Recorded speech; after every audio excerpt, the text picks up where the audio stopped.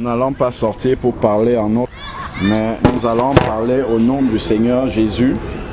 Et il est important, effectivement, que notre pensée soit renouvelée afin que ce que nos yeux humains voient, parce que les yeux humains font partie des sens et les 5 sens ne sont pas renouvelés au moment de la conversion, ne sont pas régénérés, c'est l'esprit qui est régénéré.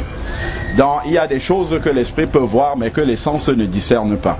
Donc quand nos yeux voient ce que nous voyons là, nous pouvons croire ce que nous voyons, mais il y a vraiment une vérité spirituelle qui est là et on a besoin de la parole de Dieu pour ouvrir nos yeux spirituels afin que nous voyons comme Dieu voit ces gens-là.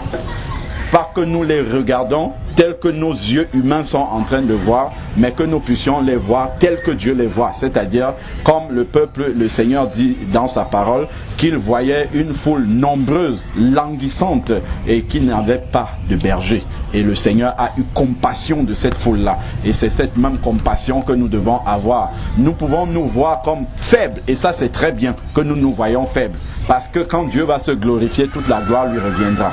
Et elle ne reviendra pas à nous-mêmes.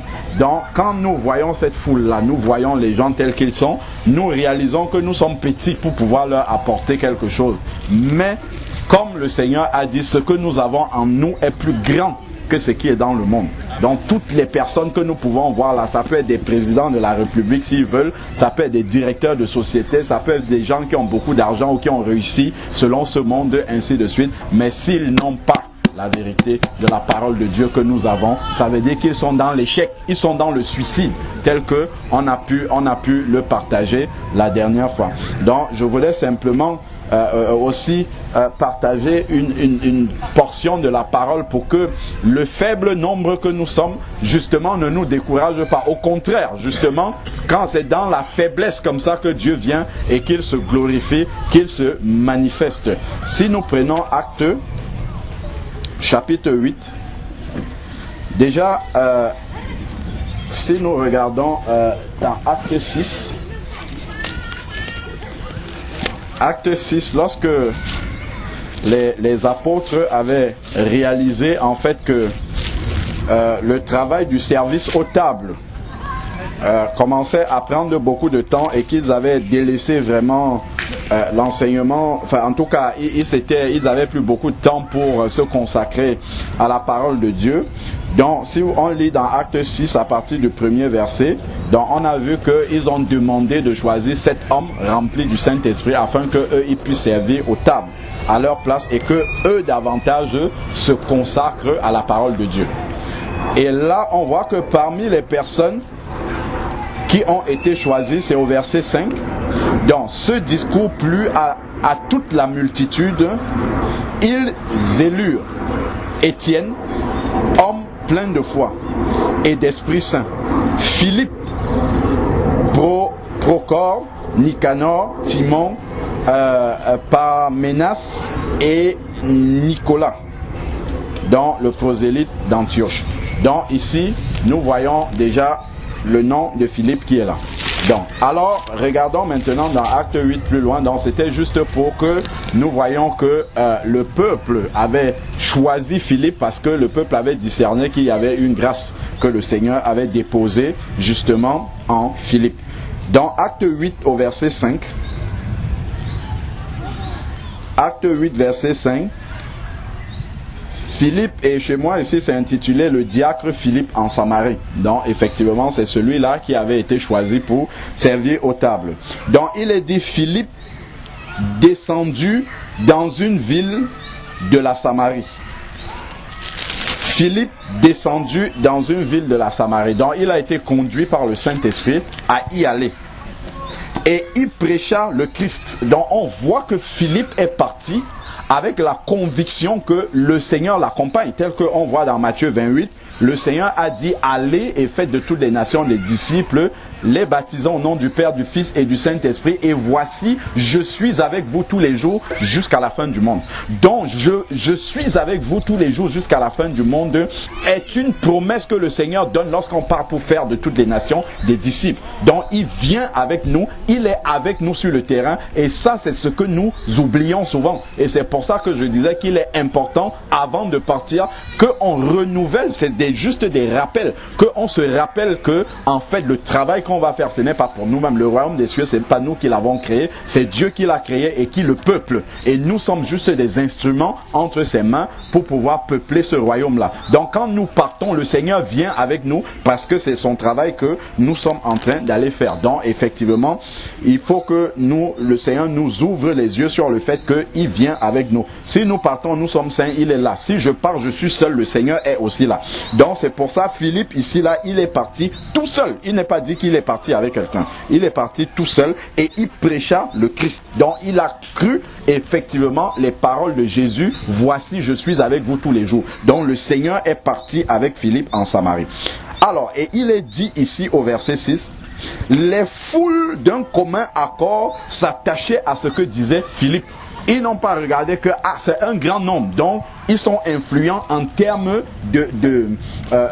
physiquement, comme ça ils sont impressionnants. Non, Philippe c'était une seule personne, ce n'était pas une assemblée, c'était une personne qui est partie, mais les paroles qui sortaient de sa bouche étaient des paroles qui venaient directement du Seigneur, et les foules qui entendaient donc Philippe parler d'un commun accord, c'est elles qui ont accouru maintenant et commencé à s'attacher à ce que Philippe disait, en apprenant et voyant les miracles qu'il faisait. Donc Dieu faisait et opérait des miracles au travers de Philippe, parce qu'il a dit, et voici, je suis avec vous tous les jours jusqu'à la fin du monde. Donc Philippe en partant, et si on voit encore dans Jean 14 au verset 12, le Seigneur dit, celui qui croit en moi, il fera les mêmes choses que moi, et il en fera même de plus grandes. Pourquoi? Parce qu'il est parti au Père, et en étant au Père, il a envoyé l'Esprit. Et maintenant que l'Esprit de vérité est là, en fait, quand il partait, il a dit, je vous enverrai un autre consolateur. Je ne vous laisserai pas orphelin. Cet autre consolateur-là, c'est comme si c'est un autre Jésus. C'est un duplicateur de Jésus, en fait, qu'il a renvoyé sur la terre. Et celui-là, maintenant, il est avec nous partout où nous allons.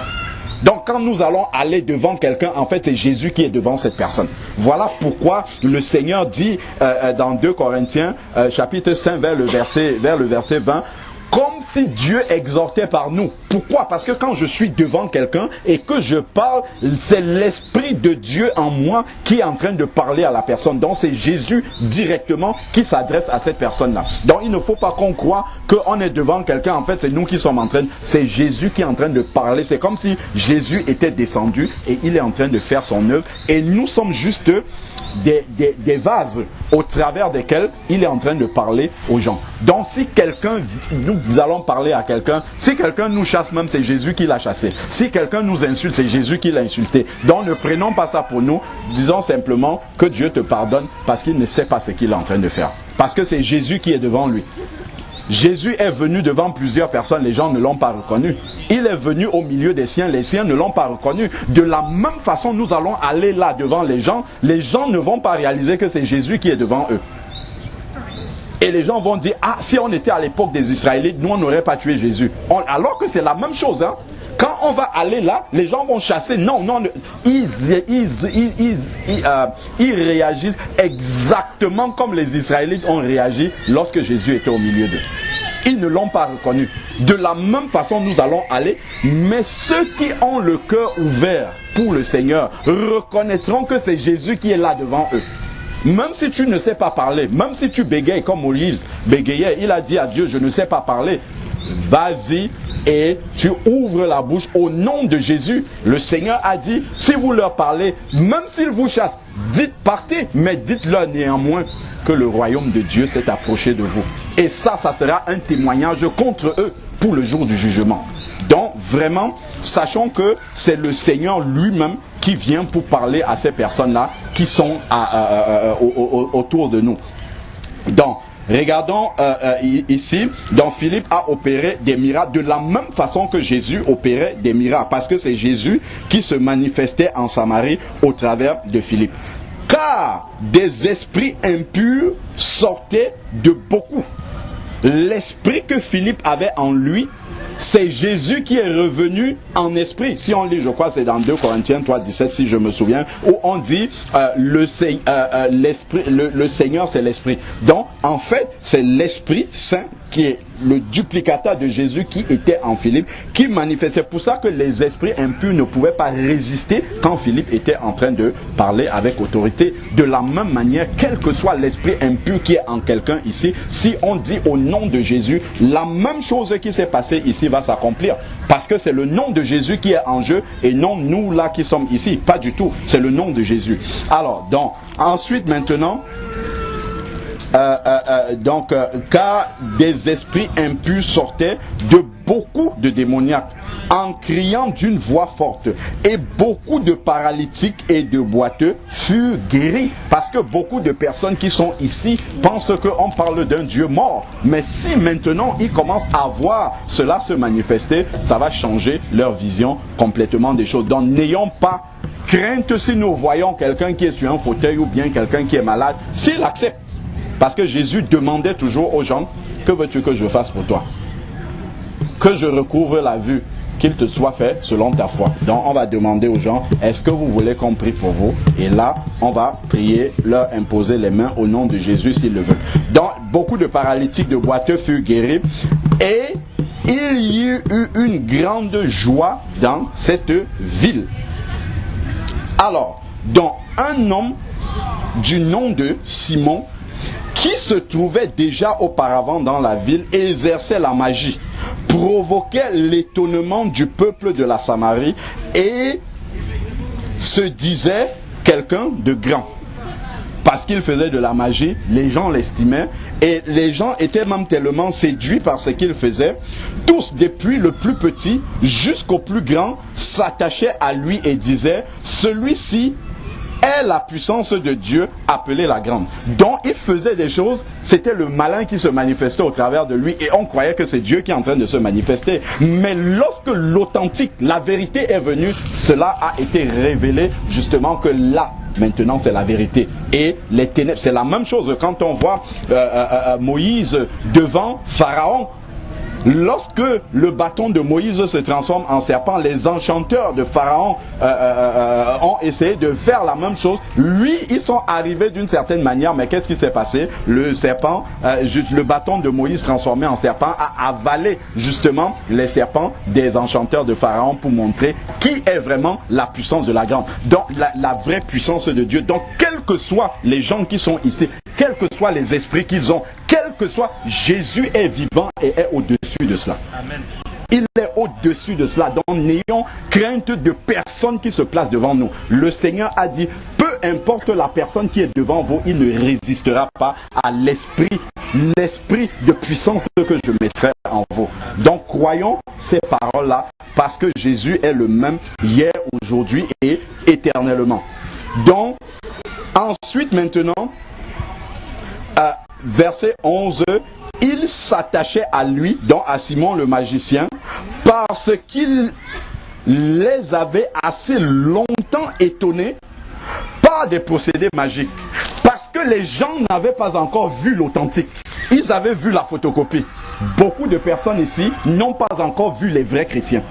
Jamais, ils ne savent pas c'est quoi les vrais chrétiens. Quand ils regardent la télé, ils voient les catholiques, ils voient les protestants qui publient l'homosexualité et tout, ils disent voilà, ça ce ne sont pas des chrétiens. Et Jésus cherche aujourd'hui, dans la dernière génération, comme il a dit dans Luc 17 et dans Matthieu 24, il en sera de même qu'au temps de Noé. Au temps de Noé, Dieu, puisque Jésus est Dieu, a cherché dans toute cette génération-là une personne qui est la foi de Noé, une personne qui peut vraiment manifester l'authenticité de Dieu, le Dieu authentique. Parce que quand on regarde la manière à la fin de Genèse 6, comment Noé a suivi les instructions de Dieu à la lettre pour construire l'arche. Il a suivi les instructions de Dieu. Il fit tout ce que Dieu avait dit. Il n'a pas commencé à partir dans ses propres principes. Ah, Dieu a dit que je dois faire une fenêtre à 300 coudées, je vais faire 200 seulement. Non, il a fait. Et Dieu cherche ces gens-là dans cette génération. Des gens qui sont capables de lire la parole et d'obéir à ce qui est écrit et non à défendre leur propre système. C'est pour ça que l'église est inutile. Enfin, l'église visible, j'entends par là, ne manifeste pas la puissance de Dieu. Et de la même façon qu'au temps de Noé, Jésus cherche des personnes comme Noé aujourd'hui qui peuvent obéir. Noé a parlé à sa génération pendant près de 120 ans avant que le déluge ne vienne. Donc aujourd'hui encore, Dieu veut manifester cette puissance-là, mais avec des chrétiens authentiques qui veulent obéir, qui n'ont que les intérêts du Seigneur devant et non les intérêts des organisations humaines qu'ils sont en train de faire. Le Seigneur cherche ces Noé-là aujourd'hui. Et il n'en trouve pas, il y en a peu, très peu, très peu de ces Noé-là. Donc, si le Seigneur trouve des Noé dans cette génération, il fera avec eux la même chose qu'il a fait avec Noé. S'il trouve des Lot, des personnes qui sont prêtes à obéir, il fera exactement la même chose. Parce qu'il a dit qu'il en sera de même à la fin des temps qu'au temps de Noé. Donc soyons dans ces personnes-là qui ont le cœur entier pour faire exactement la volonté du Seigneur et chercher les intérêts du Seigneur et non autre chose. Et les résultats seront exactement les mêmes résultats que Philippe ici, et les apôtres justement avaient cette obéissance-là, de s'occuper uniquement des intérêts du Seigneur et non s'occuper de bâtir leur propre empire. Alors donc, voyons ici maintenant, mais voilà, regardez au verset 12, acte 8 verset 12, au verset 12 il est dit mais, donc Philippe, Simon le magicien, les avait longtemps épatés avec sa magie. Mais il y a un mais ici là. Mais quand ils eurent cru à Philippe, donc quand ils ont vu l'authentique, les gens ici n'ont pas encore vu l'authentique chrétien. Quand ils vont commencer à voir l'authentique chrétien, ils changeront d'avis dessus. Ils sauront que le Dieu vivant existe vraiment. Parce que ce sont des faux chrétiens qu'on voit aujourd'hui. Quand ils verront l'authentique, ils vont dire, ah, on croyait connaître les chrétiens, mais en réalité, ce n'est pas ça. Ce que nous voyons, c'est totalement différent de ce que nous avons toujours connu. Et c'est ça que les gens ont besoin de voir. Pourquoi en l'évangile?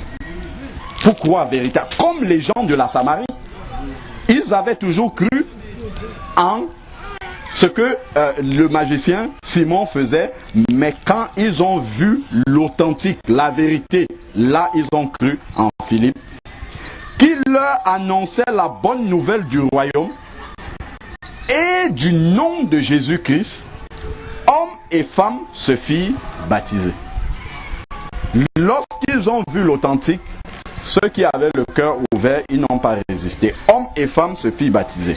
Verset 13 maintenant, Simon lui-même, donc celui qui manifestait le faux, en fait, lui-même, aujourd'hui,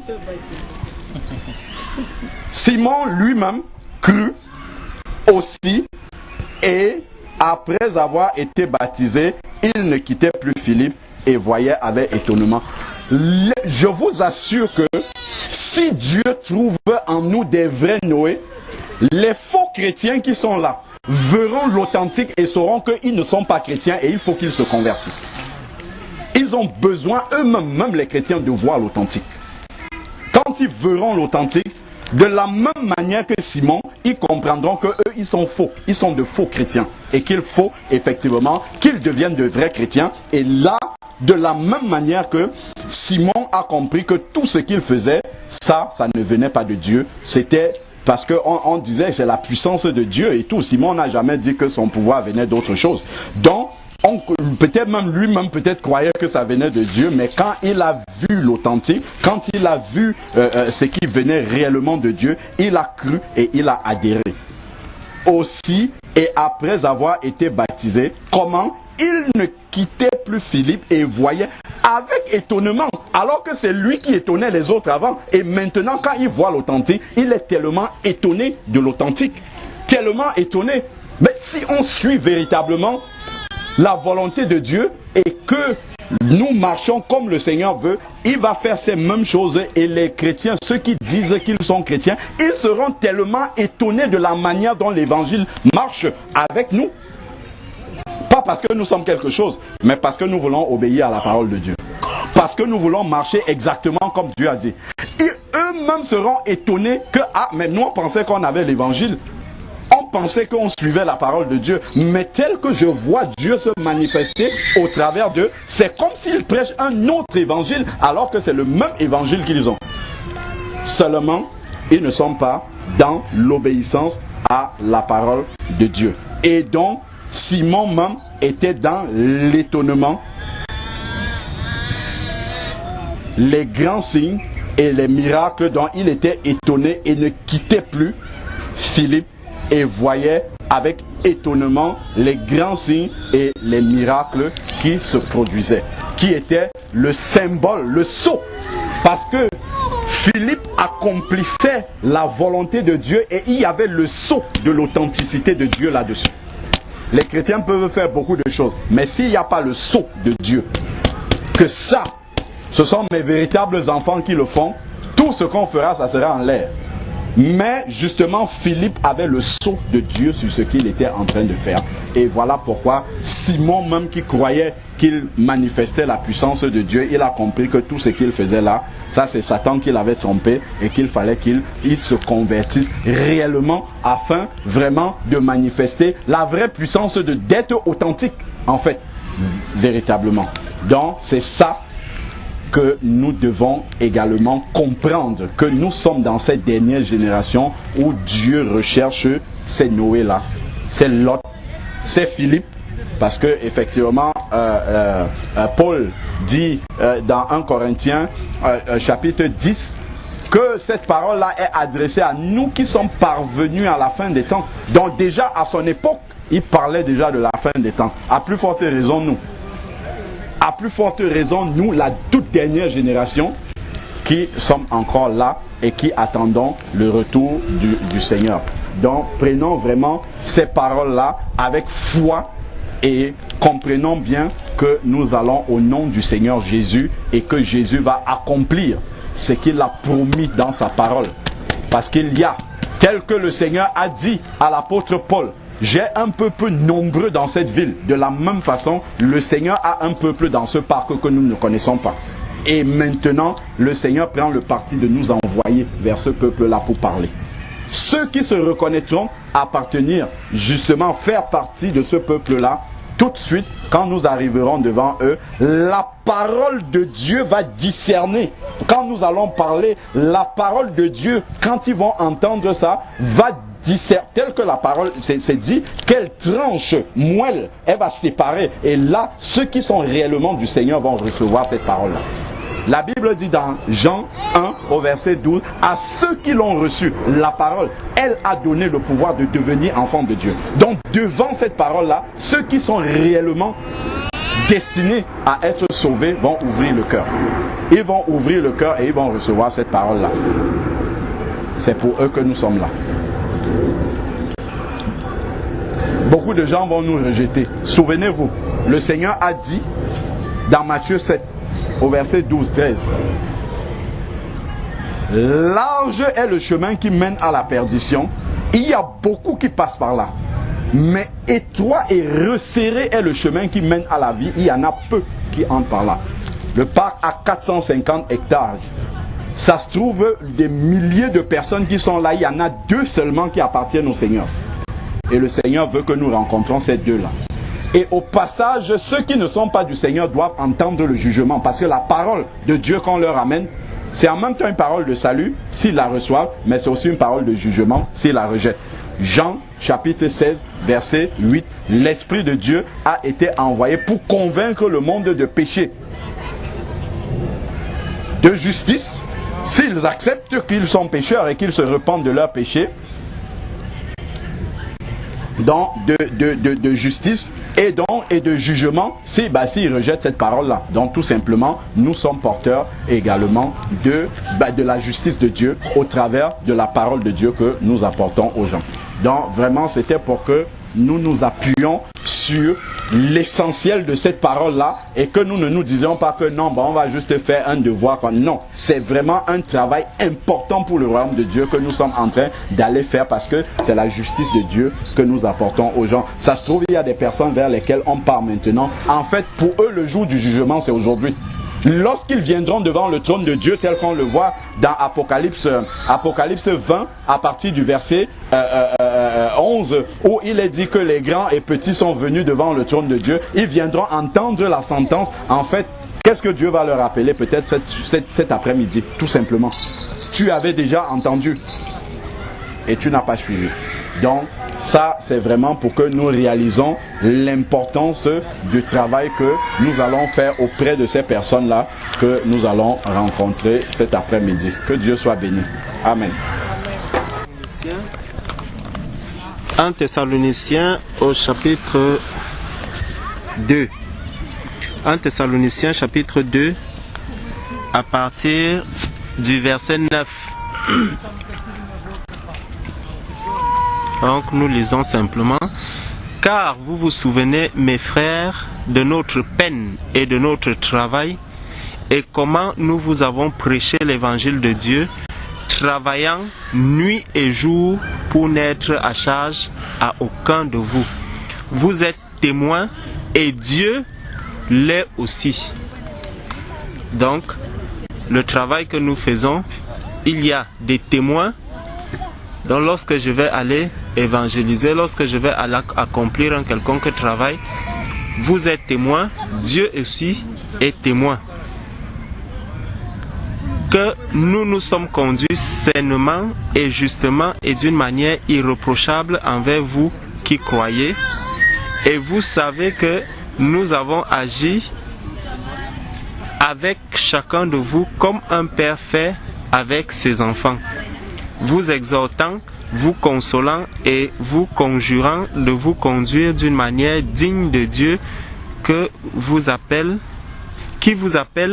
à son royaume et à sa gloire. C'est pourquoi aussi nous ne cessons de rendre grâce à Dieu de ce que, recevant de nous la parole de Dieu que nous prêchons, vous l'avez reçue non comme la parole des hommes, mais ainsi qu'elle est véritablement comme la parole de Dieu, laquelle aussi agit avec efficace en vous qui croyez. Donc ça, c'est ce verset que je voulais qu'on regarde.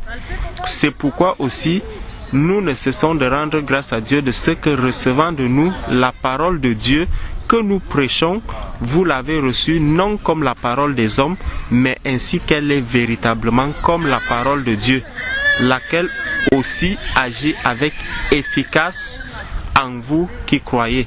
Donc, la parole que nous annonçons, ce n'est pas la parole des hommes, comme le frère le disait, ce n'est pas notre parole à nous, mais c'est la parole de Dieu, et c'est cette parole de Dieu qui agit de manière efficace. Et lorsque nous donnons cette parole, il y a des témoins, tous ceux qui sont autour sont témoins, et Dieu aussi est témoin de ce que cette personne a entendu, cette parole. Amen. Juste continuer en fait dans la même pour comment dire, illustrer un peu vraiment l'importance et l'urgence du travail que nous sommes en train de faire, au-delà des résultats que nous pouvons voir sur le champ d'évangélisation, sur le terrain. Je le disais quand j'arrivais à la sœur, donc j'ai partagé ça avec les bien-aimés parce que hier on était ensemble. Un songe que le Seigneur m'a montré et ça m'a encore vraiment boosté davantage dans ce travail-là que nous sommes en train de faire, en montrant l'urgence et l'importance du travail d'aller vers les âmes pour leur parler de Jésus. Donc, quand je m'étais couché il y a 2 jours, avant de dormir, j'avais lu un passage de la Bible, je ne sais plus, c'était dans Luc, où, bon, il y a beaucoup de vérités qui sont là-dedans, mais là où mon regard s'est posé, et en tout cas là où le Seigneur a attiré mon attention, c'est là où Jésus dit en fait que nul prophète n'est bien reçu dans sa patrie. Voilà. Et ça a attiré mon attention. Et parce que je sais que depuis que je suis converti, j'ai souvent parlé à mes frères de sang, leur ai parlé du Seigneur. Ça m'est arrivé vraiment de témoigner jusqu'aux larmes, en fait, devant la famille et tout. Et quand on s'était réunis jeudi dernier, lors du baptême de la sœur Eliane, donc tu étais là, le frère avait prêché et à un moment donné, il a dit en fait que quand quelqu'un n'a pas Jésus dans sa vie, il est dans le suicide en fait. Parce qu'on sait que le salaire du péché c'est la mort. La vie est dans le Fils. Celui qui n'a pas le Fils n'a pas la vie. Donc en fait si quelqu'un sait qu'il n'a pas la vie et qu'il reste comme ça, il est un suicidaire. Donc ça c'est une parole que le frère avait donnée. Et le matin, on se lève en méditant, on médite sur Genèse 19 justement où les anges sont arrivés dans la ville de Sodome et on dit à Lot, au moment où ils se préparaient à détruire la ville, ils ont dit quelque chose d'important. Ils ont dit, qu'as-tu encore dans cette ville-ci? Gendre, belle-fille, ainsi de suite. Et on comprend quelle est la volonté de Dieu, que quand on suit le Seigneur veut sauver nos familles aussi.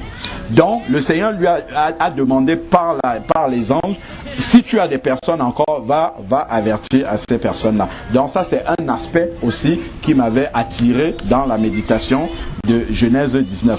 Et là maintenant, je me recouche après la méditation et il y a un songe qui arrive. Et dans ce songe-là, j'ai une cousine qui est au Canada. Et apparemment dans le songe, elle avait été victime d'un meurtre. Elle a été tuée de façon injuste. Et justement, dans la réalité, j'ai une cousine en 2006 qui a été assassinée au Canada. La petite sœur de celle-là. Elle avait 18 ans. Elle a été assassinée par son amie de 19 ans. Dans la réalité, c'est quelque chose qui s'est passé. Donc, c'est la grande sœur de celle-là. Donc, qui a eu un souci, comme on dirait, elle avait été assassinée et tout. Et maintenant, mes deux grands frères de sang ont pris justement la tête d'un mouvement de revendication auprès des autorités pour qu'on reconnaisse ça comme une injustice et que, bon, en tout cas, ce qui peut être fait comme réparation, bien qu'on ne peut pas ramener un mort, soit fait. Ils ont milité pour ça et finalement, ils n'ont pas obtenu gain de cause. Et là, maintenant, je les entendais parler à côté de moi. Ils ont dit, on va envoyer un signal fort aux autorités en se suicidant publiquement pour que les autorités sachent que ce qu'ils ont fait, ce n'est pas bien. Moi, je les ai entendus parler, je n'ai rien dit. Moi, je me suis dit que, c'est sûr que c'est parce qu'ils sont tellement fâchés que vraiment, ils le disent sur le coup de l'énervement. Et peu de temps après que je les ai entendus dire ça, je me tenais comme ça, comme à 100 mètres d'un immeuble, et je vois mes deux grands frères qui avaient dit ça, les deux aînés, qui sont en train de parler entre eux. Mais d'où j'étais à 100 mètres, j'entends ce qu'ils sont en train de dire. Pourtant, ils ne parlaient pas fort. En fait, le grand est en train de dire au petit, c'est le moment maintenant. Il faut qu'on passe à l'action. Et je vois mon deuxième grand frère qui saute comme ça devant moi, du haut du 4e ou du 5e étage, et qui tombe. Après, le grand aussi, pareil, il descend. Mais à l'instant, je n'ai pas réalisé que, en fait, ça veut dire qu'ils sont morts là, que ce qu'ils ont fait là, ils sont morts. Je n'ai pas réalisé ça. Et j'ai commencé à marcher vers l'immeuble et puis monter justement à l'appartement duquel ils ont sauté sous mes yeux. Et c'est là que je vois les voisins, les attroupements, les gens venir et la famille arriver comme lorsqu'il y a deuil, où on vient d'apprendre une nouvelle comme celle-là et tout. Et c'est là que je réalise qu'en fait ils sont morts devant mes yeux. Et là, j'ai commencé à pleurer amèrement. Il y avait des gens qui pleuraient et tout. Et je pleurais à chaudes larmes. J'allais dans tous les coins du salon. Je m'asseyais par terre. Je pleurais. J'insistais en pleurant et tout. Et ça me rappelle quelque chose que j'ai vécu dans la réalité. C'est que lors du premier anniversaire de Raphaëla, on avait inviter des amis, la famille, tout ça. Justement, c'était un moment de témoigner ce que Dieu a fait pour nous et de leur parler du Seigneur. Et ce jour-là, mes frères étaient là et j'avais parlé. Et au moment de la prière, enfin, quand j'avais fini de parler, j'ai commencé à prier. Et là, parce que je parlais du retour de Jésus, l'Esprit de Dieu était tombé sur moi et me faisait réaliser que tu parles du retour de Jésus. Mais là, il y avait près d'une 60aine de personnes à la maison quand je parlais. Et parmi eux, il n'y avait que 5 personnes qui étaient converties. Et l'Esprit de Dieu me faisait réaliser que si Jésus doit revenir ici, il n'y a que 5 personnes qui sont candidates, qui ne sont même pas sûres. Et là, j'ai commencé à pleurer devant les gens. Et dans ma prière, j'ai commencé à prier comme Abraham. Seigneur, moi-même, je ne suis pas juste. Donc si tu reviens maintenant, tous ceux-ci vont être perdus. Et je pleurais et puis j'ai dû m'excuser. Je suis sorti du salon. Ça a même été filmé, j'ai la vidéo de ça. Je suis sorti du salon. Je suis allé dans la salle de bain. Je me suis mis à même le sol comme j'étais dans ce rêve-là. Et je pleurais à chaudes larmes. Ma belle-sœur qui vient, elle n'est pas convertie, elle me dit, mais pourquoi tu pleures comme ça? Tu n'es pas content? Tes frères se sont déplacés de la province, sont venus pour... Comment tu n'es pas? Pourquoi tu pleures? Bon, après, ça, c'était passé. Je reviens maintenant au songe dont je parle. Parce que, en fait, c'est des événements que j'ai déjà vus qui se sont, en fait, déroulés d'une autre façon sous mes yeux. Et là, maintenant, je n'arrêtais pas de pleurer dans le songe parce que mes frères étaient... Et plus je pleurais, je voyais les images, en fait, des moments que j'ai passés avec mes frères. Ça défilait dans ma tête, et notamment les derniers moments quand ils m'ont dit qu'ils vont se suicider. Et j'étais là, j'étais avec eux, je parlais normalement sans problème. Et je pleurais. Et à un moment donné dans le songe, j'ai réalisé que c'est sûr que je suis en train de dormir. C'est pas possible que ça soit la vérité. Je voulais me réveiller, mais je n'arrivais pas. C'est comme si le sommeil était encore plus profond pour que je réalise que c'est la vérité que je suis en train de vivre. Je pleurais tellement. Après, à un moment donné, je passe à côté d'une salle de bain en pleurant. Et mon épouse, Linda, est passée. Elle me dit, mais pourquoi tu pleures autant? Normalement, dans la réalité, c'est pas une question qu'on peut poser devant un tel événement parce que c'est humain en fait de réagir de cette façon. Mais en fait, c'était pour m'amener à comprendre qu'est-ce que j'étais en train de voir. Et là, je lui dis, regarde dans la salle de bain, voilà une baignoire, à quoi elle sert? Ils étaient là, ils parlaient, ils disaient qu'ils vont mourir. J'avais la possibilité de leur parler de Jésus, de les conduire dans les eaux du baptême. Voilà, il y avait même une baignoire ici. J'aurais pu, peut-être ils ne seraient pas là où ils sont maintenant. Maintenant c'est trop tard. Je ne les verrai plus, je ne pourrais plus leur parler. Et plus je disais ça, plus je pleurais. J'ai tellement pleuré dans le songe que quand je me suis levé, j'avais les larmes dans la réalité. Et là maintenant, quand je me suis réveillé, j'ai prié pour mes 2 frères. J'avais déjà compris qu'est-ce que ça signifiait. Mais quand je me suis recouché après ça, on m'a présenté une plaque comme ça, où c'était écrit, il y avait 2 lignes. Première ligne en blanc, c'était écrit, ils sont dans le suicide, 2 points. Deuxième ligne en rouge, en gros, ils ne sont pas avec Dieu. Voilà ce que le Seigneur m'a montré. Ils sont vivants. Et ils ne sont pas avec Dieu. On a parlé de Jésus. Mais je n'ai pas encore fini le témoignage. Donc, dès que je me suis réveillé, après avoir déposé les enfants, tout de suite, aux 2, j'ai envoyé un SMS pour dire qu'il faut absolument qu'on discute de quelque chose d'important. Et ça m'a renvoyé à une autre scène aussi que j'ai vécue physiquement, où j'étais en train d'évangéliser. Je mettais des traités dans une boîte aux lettres. Au loin, comme ça, c'était dans un parc comme celui-ci à Champigny. Loin, j'aperçois un monsieur qui faisait des allers-retours comme ça. Il allait, il revenait. Un monsieur grand comme ça, baraqué. Et je me dis, ah voilà, peut-être quelqu'un qui a du temps. S'il fait des allers-retours, il doit avoir du temps. Je vais aller lui parler de Jésus. Et quand j'arrive, il avait une capuche comme ça sur lui. Je parle. Après, il se retourne, il enlève la capuche et je vois comment un grand monsieur comme ça était en train de pleurer comme un enfant.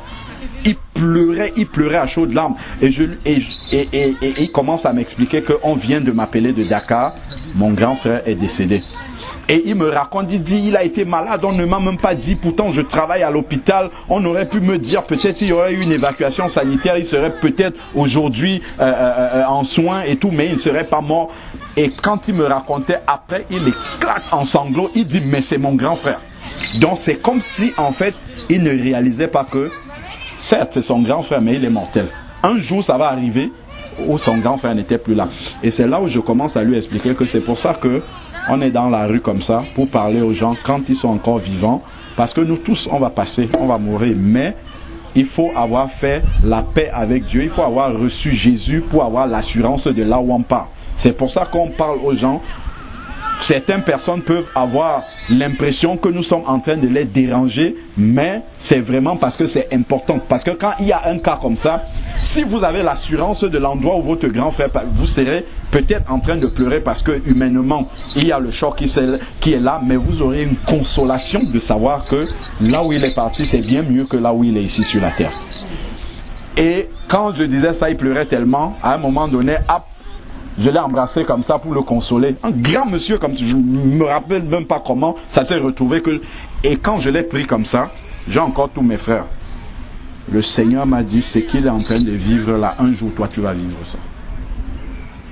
Et quand j'ai fini l'évangélisation, je suis rentré à la maison, j'ai écrit un mail à tous mes frères. Je leur ai dit, voici ce que j'ai vécu aujourd'hui, voici ce que le Seigneur m'a dit par rapport à ça. Voici le chemin du salut. C'est comme ça que vous devez accepter Jésus, vous repentir et tout ça, recevoir Jésus, marcher. Je leur ai expliqué le chemin du salut. Et je leur ai dit, maintenant que vous avez entendu ça, gardez bien le message, le mail-ci que je vous envoie là, gardez-le bien. Si je suis le premier à partir, vous savez le chemin qu'il faut suivre. Mais si quelqu'un d'entre vous part avant moi, je serai devant sa dépouille, mais ayant la conscience tranquille de vous avoir dit le chemin. Donc ça c'est quelque chose que j'avais vécu déjà. Et donc quand j'ai donc appelé mes deux grands frères le lendemain du jour, il y a 2 jours là où j'ai eu le songe, vendredi, je suis revenu dessus. Je leur ai dit, j'avais déjà parlé, je vous ai déjà parlé, mais je veux encore revenir aujourd'hui spécialement pour vous dire quelque chose que j'ai vu en songe en ce qui vous concerne et la parole de Dieu. Donc voilà, vraiment le Seigneur frappe encore. Donc prenez toute la mesure de ce que je ne sais pas qu'est-ce que ça veut dire. Je ne sais pas s'il y a un événement dramatique derrière, mais je sais simplement que au travers de ça, Dieu a révélé de façon claire quel est votre état actuellement. Ça veut dire que si vous mourrez aujourd'hui, vous n'irez pas vers Dieu. Vous irez dans un autre endroit. Ça c'est la vérité claire de ce qu'il y a. Donc maintenant que vous êtes encore vivant. Parce que quand je me suis... Ce songe-là était tellement réel. Parce que j'étais dans... que le fait que les larmes soient là après... C'était tellement réel que quand je me suis réveillé, j'ai jubilé. J'étais tellement content que ça ne soit pas la vérité. Que j'ai encore même une seule minute pour leur parler de Jésus. C'est pour ça que je me disais dit, le vendredi là ne peut pas passer, la journée là ne peut pas finir sans que je n'ai parlé au moins aux 2 que j'ai vus, parce que je sais que c'est un message qui s'adresse à toute la famille qui n'est pas convertie. Parce qu'il y a d'autres frères encore, enfin deux autres qui ne sont pas convertis en plus de ceux-là. Et tout c'est un message pour tout le monde. Donc c'est vraiment encore pour appuyer le fait que le travail que nous sommes en train de faire est un travail tellement fondamental, important. C'est urgent parce que j'ai un autre témoignage que je partage souvent avec nous ici. C'est un papa, le papa d'un de mes amis d'enfance, d'un garçon qui a, enfin, d'une famille qui a grandi, avec laquelle on a grandi. Il est venu ici en France, il a rendu visite, il a passé tout son séjour. Au moment de partir, il devait voyager le lundi. Le samedi après-midi, la maman de Linda va lui rendre visite. Elle passe toute l'après-midi à lui parler du Seigneur. Il écoute. Oh maman, tu sais, on a nos traditions. Il fait la philosophie, il fait beaucoup de choses, il parle. Le dimanche matin, le dimanche matin, il s'assoit. Enfin, le dimanche midi, il est en train de manger avec les gens. Et puis il se penche comme ça, rupture d'anévrisme. Parti. Il n'est pas mort immédiatement. Il est resté en état végétatif comme ça pendant peut-être 1 semaine. On l'a laissé brancher parce qu'on attendait que son épouse arrive du pays pour dire si on peut prendre les organes ou pas. C'est tout. C'est comme ça qu'il est parti. Un tel monsieur, qu'est-ce qu'il va dire devant Dieu? Il va dire que Dieu n'a pas pensé à lui. La veille du jour où Dieu devait le reprendre, quelqu'un est venu lui parler de Jésus. Il a fait la philosophie. Et il y a beaucoup, les gens sont ici, on ne sait pas. On ne sait pas que Dieu seul sait qu'est-ce qui va leur arriver demain. Et Dieu peut permettre que, comme tu disais, que nous, même pour une personne, pourquoi? Parce que ces jours sont peut-être déjà minutés. Il y a peut-être des gens à qui on a parlé ici, quand ils vont sortir là, accident terminé, ou quelqu'un se couche la nuit, c'est fini. Mais si chacun d'entre nous était resté en disant, oh bah aujourd'hui on va dormir, la personne n'aurait pas entendu l'évangile. Mais c'est pour ça que Dieu veut que nous allions présenter cette parole-là à chacun, pour que chacun fasse ce choix-là. Et vraiment, ça nous montre cette urgence-là qu'il y a à parler de l'évangile aux gens, de dire. Les membres de nos familles, quelqu'un ne sort plus de chez moi sans prendre au moins un traité, sans que je lui ai parlé à beaucoup, et je continuerai toujours à parler. Ça, et vraiment, ce songe-là m'a fait comme un électrochoc. Parce que c'est vrai, je priais pour mes frères, je leur ai déjà parlé, mais j'étais un peu comme fatigué. Ça m'a fait comme un électrochoc de comprendre que, en fait, toi tu joues avec le temps, mais le temps appartient à Dieu, tu ne sais pas. Tu ne sais pas à quel moment ça va devenir trop tard.